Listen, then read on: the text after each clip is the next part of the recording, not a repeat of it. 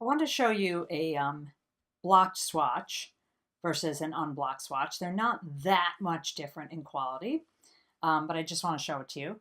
Now, the little block swatch, I'm just going to zoom out one click. The little swatch I made was actually not really for gauge, I'll be honest with you. This was just my fabric swatch. This is when I was playing around with the back and I was trying to figure out if I wanted to have 2 stitches in the middle or 1 stitch in the middle, 3 stitches in the middle. So you'll notice this is smaller than my gauge swatch, which is a bit larger. But I just want to show you the quality of the stitches. They're a little different. The knit stitches close up a bit. It's a little nicer. And I've put the pins here just so you can see where, I don't normally use pins, but just so you can see where the 4 inches is at for rows. I'm not going to count because I always count on video and it's just so insanely boring. Now with the rib, it's pretty easy to measure because you're thinking about those 3s. I mean, here I have 2 stitches, but if I was counting 3, 6, 9, 12, then I have to remember 13, 14. So 14, 17, 20, 23, 26. Now, with rib, the one thing that you want to think about is how is it opened up on my body? Now, even unblocked, this is already opened up a bit because just from the nature of it being a purl 2 knit one. Now, if you turn it around, you can see, oh, it looks totally closed, like it almost looks like stockinette. And if I turn this one around, you can see it's slightly more open. So you can actually see the difference here because think about what it will be when you're wearing it on your body. Now, a lot of this depends on what type of fit you chose, right? If you chose the more oversized fit or the more relaxed fit. But row gauge is really vital on this garment because the shaping in the front is what dictates the length. Obviously, I have handy dandy tutorials on how to fix that in case your row gauge is different or if you want a different length because it's pretty easy to get a different length. But because of the weight of this, I did hang this once I blocked it. So once I blocked this swatch and I let it dry all the way, dry all the way through, I actually pinned it to my dress form and I just hung some earrings on it. I'll just put a picture of that right into the video. And I'll do the same with this one and I'll show you a picture because I want to make sure that I see if it's going to stretch, does it bounce back? Now this is a cotton wool blend, so it does actually hold its shape rather nicely. So I can give you the surprise that it doesn't really change that much. Now I am going to get it good and wet, and I am going to use the same blocking method that I'm going to use for the sweater. So why am I choosing spray bottle blocking?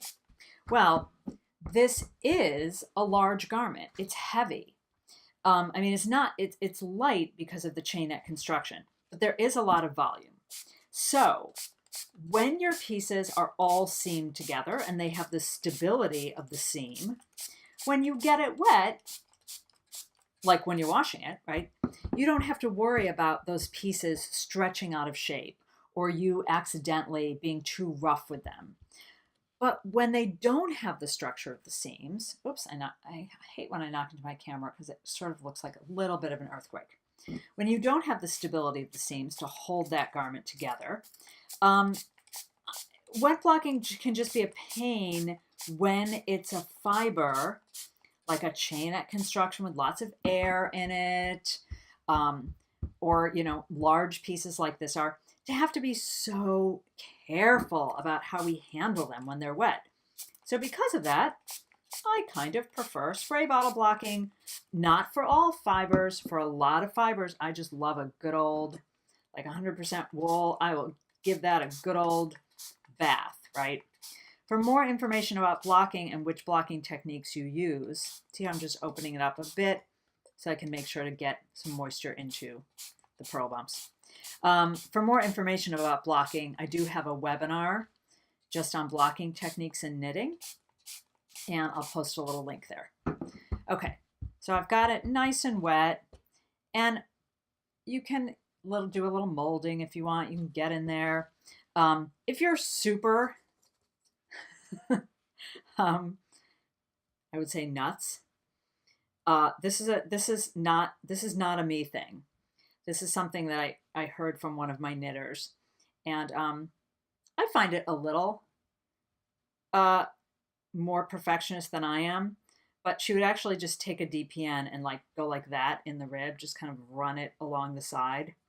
So I'm only showing that to you because if you have a section of your rib, like if you have one knit stitch that you feel like is really big or sloppy, it kind of helps. So now I'm just going to let that dry. I'm going to leave it totally alone. I'm not going to pin it out. Not going to stretch it out. Not going to do anything with it. I'm just going to leave it there. And we'll come back later to it when it's totally dry. And I'll show it to you. I'll show you a photo of it hanging with some earrings. And then we'll measure it. Okay, see you later. My swatch dried, and look how lovely the stitches are. And I had given it a hang, which I had a little photograph of that I'll just embed in this video. And I gave it a little shake to relax it. So I basically let it hang overnight. I let the weight of those big, heavy earrings that hurt my ears kind of weigh down the swatch. And then, I let it relax. I chuck it on the table. I say, think about what you've done. I give it a shake. I just, kind of let the stitches relax to be what they're going to be. And feeling pretty good about the gauge. Now, again, it's easy to do, count the thirds. So I'll just slot my ruler on the beginning of, what is it? Okay, if it's, sorry, I had to think. If it's 26, then if I set it at the beginning of a purl ridge, yeah, that makes sense. Beginning of one of the purl trios right there, my knit is 3, 6, 9, 10, 11, 12, 13, 14, 15, 16, 17, 18, 19, 20, 21, 22, 23, 24, 25, 26. So it goes from the beginning to the end. Beginning of a purl ridge to the end of the purl ridge, which makes sense. And then just because it is so tedious to count on camera, I just put some pins here to show you how the pins line up right there at 28 rows. Now, interestingly enough, by the way, when this had just dried and, it hadn't been like shaken or relaxed or hung out, when it was dry, that row gauge was 29. So it was kind of like, all kind of like a nice t-shirt right out of the dryer. It was crisp, and when I put that ruler there, it was really closer to 29. But when I hung it with the weights and I let it relax overnight and I gave it a shake, it's 28. So there you go. 26 stitches, 28 rows, nicely blocked, good stitch definition. I'm happy.